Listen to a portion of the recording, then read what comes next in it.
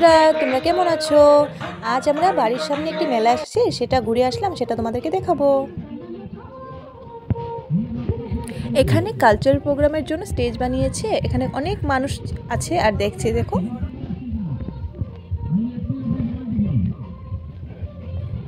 মেলাতে আমি আমার হাজব্যান্ড, মা, বাবা আর পাপার সাথে গেছিলাম, আর তার সাথে আমার একজন দিদি আর তার মেয়ে গেছিল।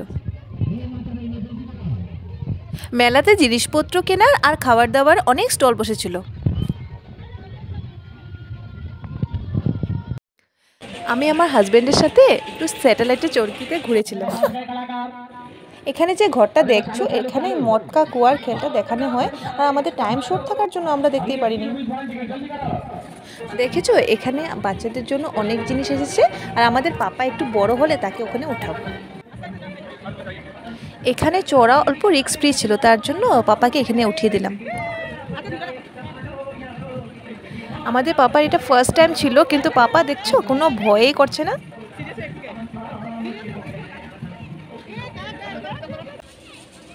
দেখেছো এখানে বাচ্চারা কি সুন্দর করে জাম্পিং করছে, অনেক ভালো লেগেছে এগুলো দেখে।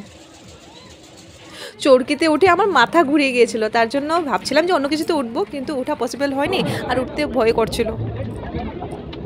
রিং খেলে আমার হাজব্যান্ডে বাটি সেট পেয়েছিল, এটাতে আমি আর আমার মা খুব খুশি হয়েছিলাম। দেখো এখানে অনেক ইয়াররিংসের দোকান আছে। ঝুমকা গিরা রে বরেলি কে বাজার মে।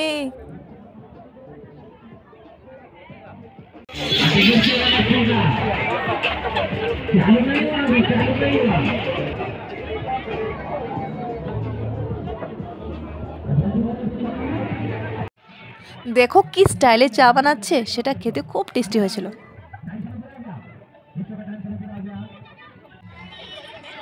এ দেখো, আমার হাজব্যান্ডের যে বাটি সেটটা পেয়েছিল সেটা আমার হাতে আছে, আর আমার হাতে ধরিয়ে দিয়েছে, আর আমি এটা নিয়ে ঘুরছি।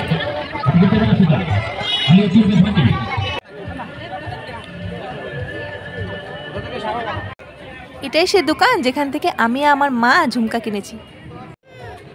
মেলাতে যাবো আর কিছু খাবো না, সেটা কি হতে পারে? তার জন্য আমরা সবাই বেলপুরি খেয়ে নিয়েছি। বেলপুরিটা খুব টেস্টি ছিল।